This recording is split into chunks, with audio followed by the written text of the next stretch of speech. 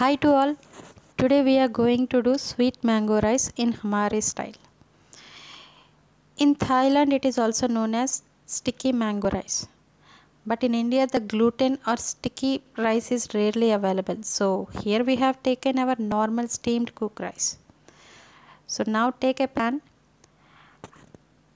add coconut milk and let the coconut milk boil, and then add 4 to 5 spoons of sugar. Let sugar dissolve completely. When the sugar dissolves, add 1 teaspoon of corn flour.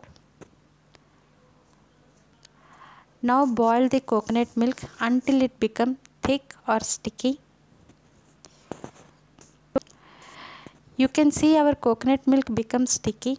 So we are going to add this coconut milk in our cooked rice. Mix it nicely. So sweet rice is ready. Now you can have the sweet rice with the pieces of sweet mango.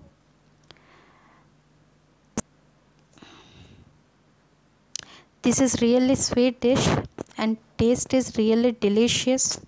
Do try and let us know your feedback. Thank you.